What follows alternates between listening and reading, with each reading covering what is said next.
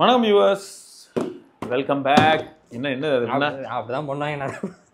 Redmi 15 5G.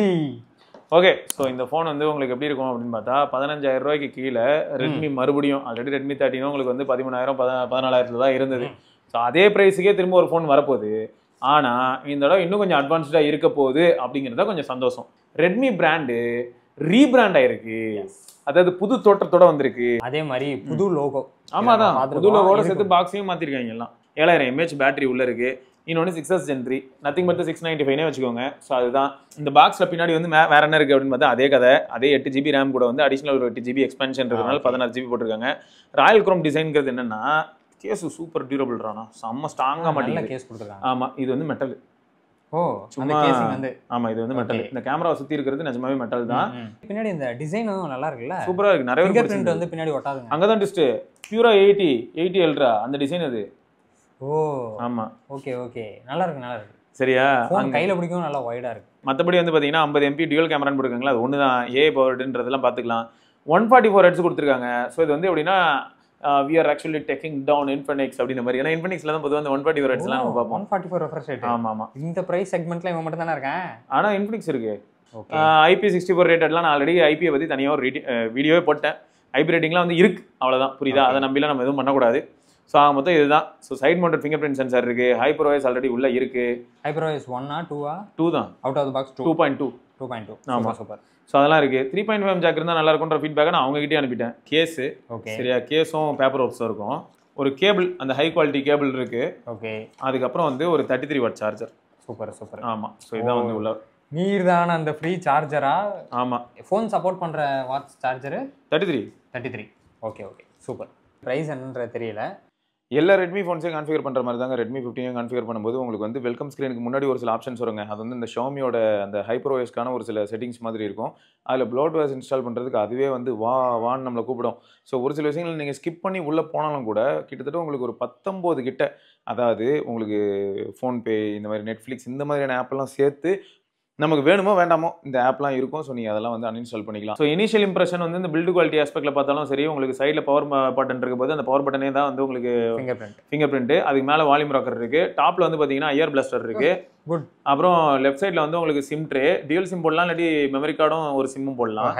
Hybrid. பாட்டம்ல வந்து பார்த்தீங்கன்னா உனக்கு பிரைமரி மைக்ரோஃபோனும் டைப் சி போர்ட்டும் ஸ்பீக்கர் கிரில், ஒரே ஒரு ஸ்பீக்கர் தான், 3 ஸ்பீக்கர். அது கொஞ்சம் வருத்தமாக இருந்தது. அதை நான் வந்து அவங்க கிட்ட கேட்டிருந்தேன். பட் ஸ்டீரியோ கொடுத்துருந்தா கிரேசியாக இருந்திருக்கும்ல. ஸோ அதுக்காக சொன்னேன். ஸோ இந்த டிவைஸ் வந்து மொத்தம் உள்ள வந்து உங்களுக்கு 7000 mAh பேட்டரி இருக்கிறனால கொஞ்சம் ஹெவியர் சைடில் தான் இருக்குது. இப்படி ஃப்ளாட்டாக பிடிச்சா வெயிட் தெரியாது. பட் இப்படி கீழே பிடிக்கும்போது கொஞ்சம் டாலாகும். 6.9 இன்ச் பேனலுங்க.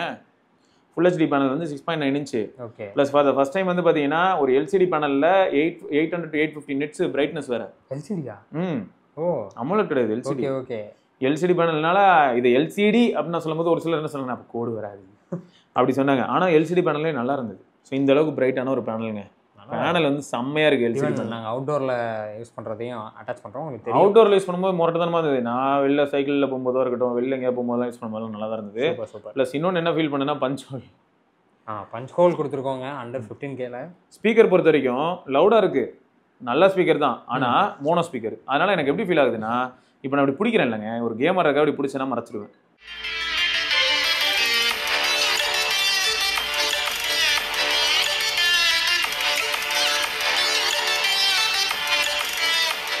அந்த ஹோல்ஸை மறைச்சிட்டாலே சவுண்டு கேட்காம போயிடும். அதுதான். அதனால லவுடாகவே அந்த மாதிரியான சுச்சுவேஷனில் லவுடாக இருக்காது. வெளியில் எங்கேயா டேபிள் எல்லாம் இருக்கும்போது நல்லா சவுண்டாகவே கிடைச்சு, அதெல்லாம் பிரச்சனை இல்லை. இன்னொன்று என்னன்னா, நேட்டிவ் கால் ரெக்கார்டிங் இருக்கு, ஹாப்டிக் ஃபீட்பேக் கேவலமாக இருக்கு. ஸோ அந்த பட்ஜெட்டில் எப்பயுமே எந்த அளவுக்கு கேவலமாக இருக்குமோ அப்படி இருக்கு. ஐயர் பிளாஸ்டர் நல்லா இருந்தது. ஸோ ஓவராலாக வந்து ஒரு இனிஷியல் இம்ப்ரெஷன் இந்த ஃபோனுக்கு எப்படி இருந்தது அப்படின்னா, செல்ஃபி கேமரா கூட பரவாயில்லைங்க. நீ கூட போட்டோ எடுத்துருக்க போலயே. ஆமா, கேமரா செட்டை பத்தி பின்னாடி பேசவே இல்லை. 50 டுவல் கேமரா வேற. 50 தான். இன்னும் டியூவல் கேமரா இன்னொன்று என்னன்னே எனக்கு தெரியல. அப்படிதாங்க போட்டிருக்கு. அவங்க 1000 போடுவாங்க.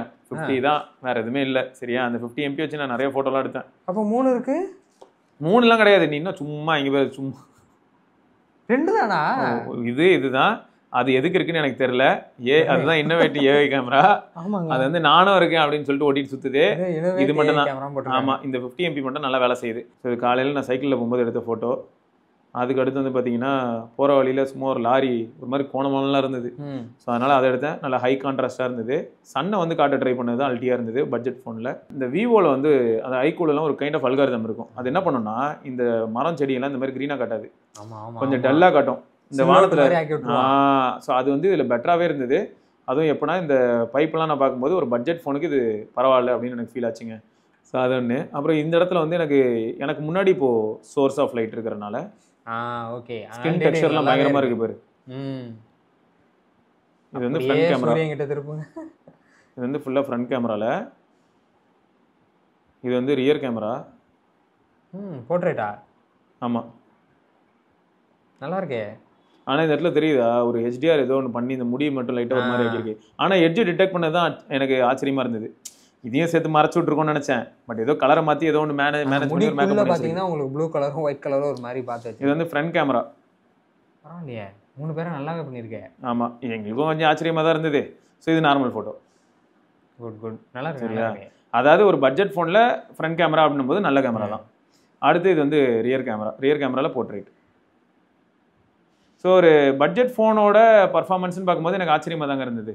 நிஜமாவே நல்லா பண்ணிட்டாங்க. இவங்க வந்து அல்காரிதம் என்ன பண்ணி வச்சிருக்காங்கன்னு பார்த்தீங்கன்னா ஓரளவுக்கு நல்ல அல்காரிதம் கொடுத்துருக்காங்க. ஷார்ப்பாக இருக்கு பேரெல்லாம். இவங்க மோஸ்ட்லி இந்த டிவைஸை புஷ் பண்ணுறதே வந்து இந்த இதுலேயே பாருங்க 7000 mAh பேட்டரி. பட் ஆனால் நல்ல அவுட்புட் தான் இதெல்லாம். இது 2x போயிட்டு மேக்ரோ ட்ரை பண்ணேன்.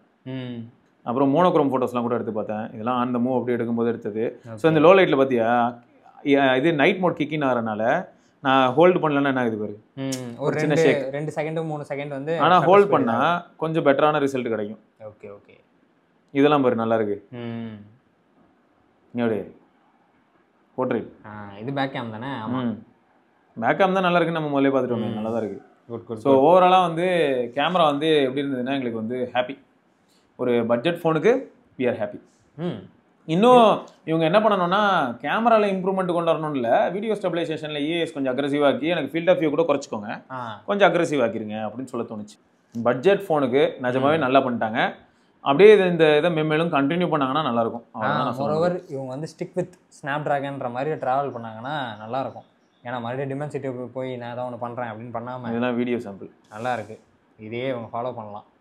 ஸோ ஓவராலாக வந்து பார்த்தீங்கன்னா ஒரு சில குறைகள் இருக்கானா, எஸ் 15,000 ஒரு சில ஃபோன்ஸில் ஸ்டீரியோ ஸ்பீக்கர் இருக்குது, 3.5 ஜாக் இருக்குது, அது ரெண்டுமே இதில் இல்லைன்னு சொல்லி நான் வருத்தப்படும் போது அதே ஃபோனில் 7000 mAh பேட்டரி இல்லை, ஸ்னாப் ட்ராகன் ப்ராசர் இல்லைன்னு சொல்லி இன்னொரு பக்கம் பெருமைப்பட வேண்டியதாக இருக்குது. 144 ரெஃப்ரெஷ் ரேட் அந்த மாதிரியான ஒரு சில வித்தியாசங்கள் இருக்குது. ஸோ இதுதான் ஃபேக்ட்.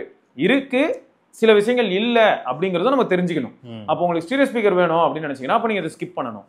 இல்லை எனக்கு நல்ல பேட்டரி லைஃப் வேணும், நல்ல நெட்வொர்க் ரிசப்ஷன் வேணும் அப்படின்னா நீங்கள் இதுக்கு தாராளமாக வரலாம். இப்போ அந்த 7000 mAh நீங்கள் ஃபுல்லாக யூஸ் பண்ணிங்களா? 100 to 0 அது ஒரு பெரிய கதைடா. ஃபர்ஸ்ட் என்ன பண்ணிட்டேன், ஃபர்ஸ்ட் நாள் வந்து ஆப் எல்லாம் இன்ஸ்டால் பண்ணி எல்லாம் ரெடி பண்ணிட்டேன். பட் அதை ஆக்டிவேட் பண்ணுறதுக்கே ஒரு 8 மணி நேரம் ஆயிடுச்சு. ஏன்னா அதுக்குள்ளே நான் கொஞ்சம் வேலை அது இதுன்னு சுற்றிட்டு இருந்ததுனால பண்ண முடியல. ஆனால் ஃபோன் கால் அதெல்லாம் அட்டன் பண்ணிட்டு சுற்றிட்டு இருந்தேன். ஆனால் நான் என்னெல்லாம் ஆக்டிவேட் பண்ணலன்னா டெலிகிராம் மட்டும் தான் ஆக்டிவ் இருந்தது, இது எதுவுமே ஆக்டிவ் பண்ணல. ஓகே. ஸோ அப்போ என்ன ஆயிடுச்சு, எனக்கு வந்து நான் ஸ்க்ரீன்ஷாட் வச்சிருக்கேன், என்னடா இது அப்படின்னு இருந்தது. எனக்கு இங்கே பேர் 99 எவ்வளோ நேரமா 10 மணி நேரமா 99. நைட்டு தூங்க போயிட்டேன்.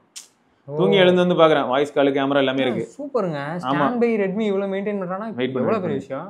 அது போக போக அப்புறம் கழுதாயிடும், அது நமக்கு தெரிஞ்ச விஷயம் தான். எப்பயுமே வரும்போது எல்லாமே அப்படி தானே இருக்குது. பிறக்கும் போது நம்மள வந்து அழகாக இருந்தோம், நம்ம அப்பா அம்மாலாம் நம்மள என்ன சொன்னாங்க, இப்போ பாருங்க நம்மள என்ன காரி துப்பாத குறையா இருக்கும். அடுத்து அதே பேட்டரி இன்னும் சார்ஜ் போடல, இப்போ ஒய்ஃபைல கனெக்ட் ஆகிருக்கு, 59% இருக்கு, 35 மணி நேரம் 54 நிமிஷம்.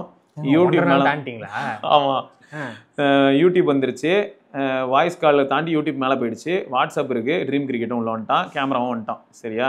ஆனால் 35 மணி நேரம். எனக்கு எஸ்ஓடிங்கிறது வந்து பார்த்தீங்கன்னா எப்படி இருக்கும் அப்படின்னா, நான் இப்படி மல்டிபிள் டேஸ் எடுக்க வேண்டியதாயிடுச்சு. அதனால ஆமாம், இது ரெட்மியில் வந்து எஸ்ஓடின்னு காட்டி டிஜிட்டல் வெல்பீயிங் வச்சு கண்டுபிடிச்சிக்கணும்.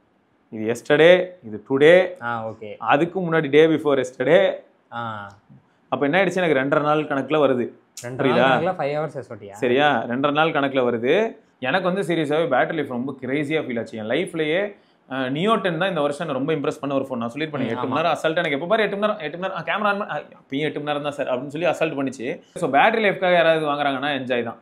இது இன்னுமே நாங்கள் இன்டென்ஸாக ஃபுல்லாக யூஸ் பண்ணுறோம். இதுவே இன்டென்ஸ் யூஸ் தான். இல்லை நம்மளால் வந்து ஹாட்ஸ்பாட்லேருந்து எல்லாமே ஆன் பண்ணுவான். அவன்கிட்ட போனதுக்கப்புறம் அவன்கிட்ட எனக்கு வந்து 1 day ப்ளஸ் வந்துருச்சுனாலே ஒரு சூப்பர் ஃபோன் தான். ஏன்னா ஹாட்ஸ்பாட் எப்பயுமே ஆன்ல இருந்தும் எஸ்ஓடி வருதுன்னா அது நல்ல ஃபோனு. ஸோ நம்ம பார்ப்போம், அந்த அடிப்படையிலையும் நம்ம கண்டிப்பாக பார்க்கலாம். ஸோ நம்ம ரிவ்யூவில் வந்து கண்டிப்பாக இந்த டிவைஸை பற்றி இன்டென்சிவாக எல்லாத்தையுமே செக் பண்ணிடலாம். ஸோ எப்பயும் சொல்கிற ஒரு சில விஷயங்கள் அதை நான் இப்பயும் மென்ஷன் பண்ணிடுறேன். ஸ்டாரா 07 ஹேஷ் போட்டால் சார் வேல்யூ வரப்போகுது. ஹெட்ஸார் வந்து 0.862, பாடி சார் வந்து 0.815. ஸோ ஓவராலாக இப்போ பர்ஃபார்மன்ஸ் ஆஸ்பெக்டில் லைட்டான ஒரு சில விஷயங்கள் சொல்கிறேன். டிவைஸ் வந்து 6S Gen 3 நத்திங் பட் 695 இல்லையா, அது வந்து நல்லா இருக்கு. ஆனால் அதே சமயம் கொஞ்சம் இப்போ கேம் ஆடும்போது நோட்டிஃபிகேஷன் வந்ததுன்னா கேமில் ஃப்ரேம் ட்ராப் ஆகும்.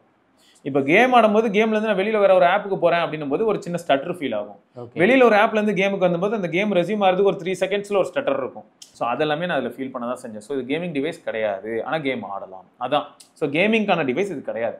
ஆக மொத்தம் இந்த டிவைஸ் வந்து மீடியாக்காக மாசு, ஃபோன் கால்ஸுக்கு, இந்த battery power bank device, reverse wired charging 18 வாட்டு, ஸோ அது எல்லாமே இதில் இருக்குது. ஸோ வந்து பயங்கரமான ஒரு மிட்ரேஞ்சில், என்ட்ரி லெவல் மிட்ரேஞ்சில் ஒரு பயங்கரமான பேட்டரி ரிலேட்டடான மொரட்டு ஃபோன் 100% இப்போதைக்கு அப்படி ஒரு இம்பாக்டை ஏற்படுத்திருச்சு. நம்ம இன்னும் பெட்டரான அந்த ரிவ்யூவில் பார்க்கலாம். இன்னும் வேறு ஏதாவது கோளாறுகள் இருக்கா இல்லையாங்கிறத கண்டிப்பாக பார்க்கலாம். ரைட்டா? ரைட்டுங்க. ஸோ இதை தொடர்ந்து நம்ம இன்னொரு பதிவில் சந்திப்பாக இருக்கும். சிவரணி சிவா சார் பார்க்கலாங்க. பை. பாய். வரட்டா